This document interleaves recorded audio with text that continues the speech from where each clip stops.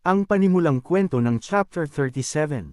Bumalik sa Star City Martial Artist Base, naghahanda si Lin Shinki para sa isang biyahe. Noong una ay gusto niyang imbitahan si Suhong na mag-stargazing. Ngunit ang batang martial artist ay umalis na pala isang linggo ang nakalipas. Nang sumama sa kanya sina Wang Tiantuo at Shannon, pinag-usapan nila kung gaano kaiba si Suhong kumpara sa lahat.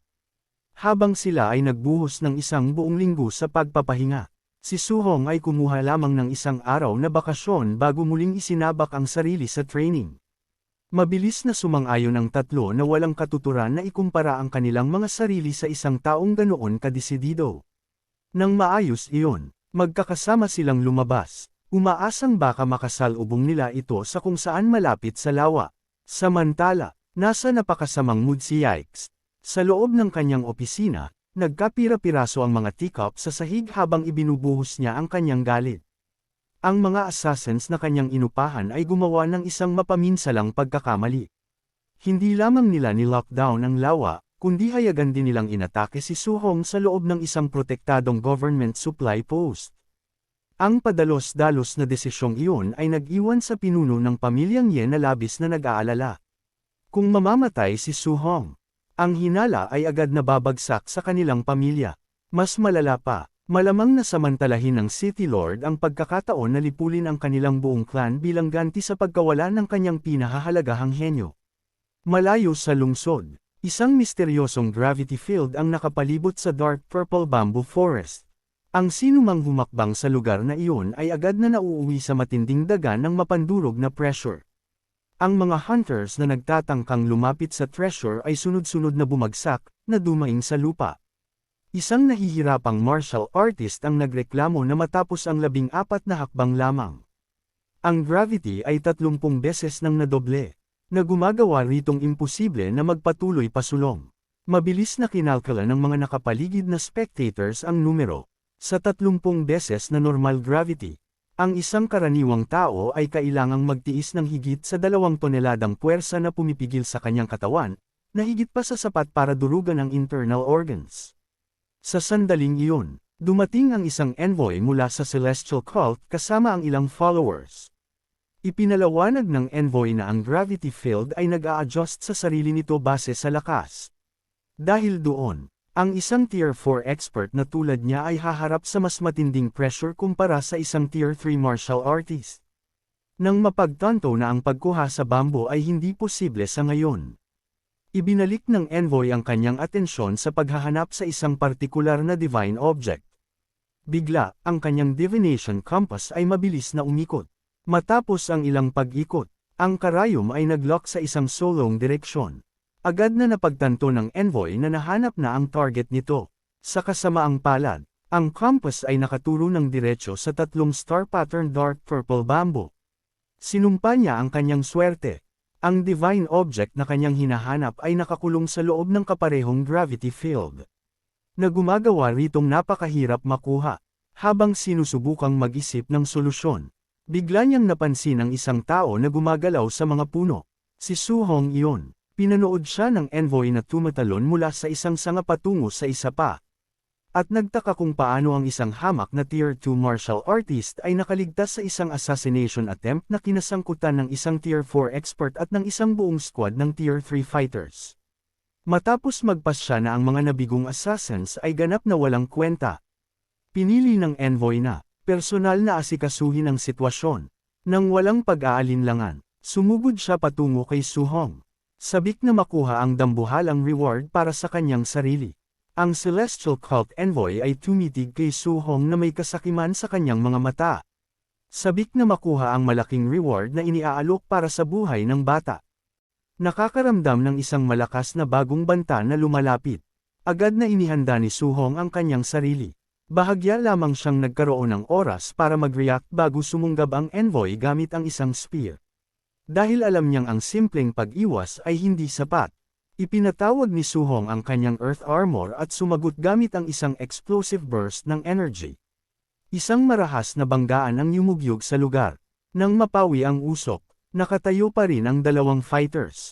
Habang naglalaho ang kanyang earth armor, Huminga si Su-hong at nagwika na mahusay ang ginawa ng cultist para makaligtas sa atake. Sumagot ang envoy sa pamamagitan ng pagdedeklara na si Su-hong ay dapat mamatay. Ang pahayag na iyon ay agad na nagsabi kay Su-hong kung sino ang kanyang kinakaharap. Isang demonic cultist. Ang revelasyon ay nagkumpirma sa kanyang pinakamatinding hinala. Ngayon ay hindi lamang siya pinapangaso ni Yikes. Target din siya ng demonic cult. Dahil walang dahilan para mag-aksaya ng oras sa pagsasalita, nag-ipon si Su-hong ng elemental energy sa palid ng kanyang spear at sumugod pasulong. Ang dalawang sandata ay direktang nagbanggaan. Ang nagresultang explosion ay dumana sa buong kagubatan, na nagpatalsik sa envoy pabalik sa ilang mga puno. Lumapag siya na umuubo ng dugo. Hindi makapaniwala sa katatapos lang mangyari. Bilang isang Tier 4 martial artist, hindi niya maunawaan kung paano ang isang Tier 2 na kalaban ay nagtataglay ng ganoong kapansin-pansing lakas. Napansin na ibinabaling ni Su-hong ang kanyang atensyon sa mga miyembro ng cultist sa malapit. Agad na inutusan ng envoy ang kanyang mga followers na pigilan ito. Di nagtagal, nahanap ni Su-hong ang kanyang sarili na naipit sa pagitan ng dalawang banta, ang mga demonic cult grunt sa kanyang harap at ang nagpapalakas na Tier 4 envoy sa kanyang likod. Nag-usap ang mga cultists kung dapat ba silang mag-transform upang mapataas ang kanilang tsansa na mabuhay. Ngunit karamihan sa kanila ay nag-akala na hindi kayang magpakawala ni Su-hong ng isa pang malakas na atake ng ganoon kabilis. Sinubukan ng isa sa kanila na itulak ang iba na bumuo ng isang defensive line. Hindi na niya natapos ang kanyang pagsasalita. Agad na tinanggal ni Su-hong ang kanyang ulo sa gitna ng pangungusap. Bago pa makakilos ang sinuman, sumugod pasulong si Su-hong. Ang isang mabilis na dash ay nagdala sa kanya ng diretsyo sa kanilang formation. Maraming cultists ang bumagsak bago pa man nila naunawaan kung ano ang nangyari. Ang mga nakaligtas ay natulala sa kilabot, tahimik na pinagsisisihan ang kanilang kumpiyansa. Gayunpaman, tumangging umandar ang mga natitirang cultists at naglunsad ng isang coordinated attack. Sa pag-asang ma-overwhelm siya gamit ang dami ng tao, sumagot si Su-hong gamit ang Treading Sea. Ang kanyang spear ay humabas sa battlefield sa isang malaking arc. At ang mga apoy ay sumabog palabas, na lumamon sa mga umatake. Sa kaparehong sandali, ang Celestial Cult Envoy ay tumalon ng mataas sa ere at nagpakawala ng isang malakas na atake na may layuning durugan si Su-hong mula sa itaas. Sa halip na humarang, ini-activate ni Su-hong ang Flying Swan. Sadyang tumalon siya papasok sa gravity field na nakapalibot sa dark purple bamboo forest. Ang galaw na ito ay nagulat sa lahat ng nanunood. Tinawid ni Su-hong ang higit sa 10 hakbang sa loob ng gravity field ng may nakakamanghang kagaanan. Mabilis na napagtanto ng mga spectators kung bakit. Ginawa ng kanyang overlord body na ang nakakatakot na pressure ay magmukhang mas hindi mapanganib kaysa sa dapat nitong kahinatnan. Lalong nagalit ang envoy. Sumigaw siya na hindi ililigtas ng gravity field si Su-hong at agad na humakbang sa loob upang ipagpatuloy ang paghabol. Gayunpaman, sa sandaling lumapat ang kanyang paa sa lupa, nagbago ang kanyang ekspresyon. Ang gravity field ay nag-scale ayon sa lakas. Ang kanyang unang hakbang ay nagpasa ilalim sa kanya sa halos 30 beses na normal gravity. Ang pressure ay bumagsak sa kanya sa mismong sandaling iyon. Naunawaan niya agad na ang pagpunta ng mas malalim ay magiging lubhang mapanganib. Samantala, nagpatuloy si Su-hong sa pagtakbo ng mas malayo sa loob ng field. Desperado na mapigilan siya, inihagis ng envoy ang kanyang spear kay Su-hong sa ere. Ang sandata ay hindi man lang lumapit. Ang tumataas na gravity ay humila rito pababa bago pa man maabot ang target nito. Dahil na-stop malapit sa gilid ng field. Ang tanging nagawa ng envoy ay sumigaw ng mga banta at hamunin si Su-hong na bumalik at lumaban. Binaliwala siya, nagpatuloy si Su-hong pasulong. Alam niya na ang gravity field ay nagbigay sa kanya ng mahalagang oras. Sa kanyang harap ay nakatayo ang treasure na kanyang pinuntahan.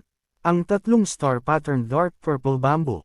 Gayunpaman, ang bawat hakbang ay nagiging mas mahirap kaysa sa huli. Ang pressure ay patuloy na tumataas. At nararamdaman ni Su-hong na ang kanyang mga sugat ay nagtutulak malapit sa kanyang limit. Dahil hindi naman siya maabot ng mga cultists, nagpa siya si Su-hong na huminto muna at mag-recover. Naupo sa loob ng gravity field. Ini-activate niya ang isang wood attribute healing technique at sinimulang gamutin ang kanyang sugat. Ang senaryong ito ay nag-iwan sa mga nakapaligid na hunters na ganap na natulala. Hindi nila maunawaan kung paano ang isang tao na katatapos lang gumamit ng mga lightning-based techniques ay nagtataglay din ng wood attribute healing abilities. Ang mas nagpagulo sa kanila ay kung gaano casual siyang nagpapahinga sa mismong tabi ng maalamat na treasure. Nanunood mula sa malayo, nagdilim ang ekspresyon ng envoy. Agad niyang inutusan si Su Hong na bumalik. Inutusan niya ang kanyang mga scouts na makipag-ugnayan sa kanilang mga elite allies. Sa kanyang pananaw, ang divine object ay halos tiyak na nakatago sa loob ng bamboo. Nagbabala siya sa kanyang mga followers na kung magagawa ni Su Hong na makuha ito una sa lahat. Wala sa kanila ang mabubuhay sa kahihinatnan nito. At dito nagtatapos ang Chapter 37.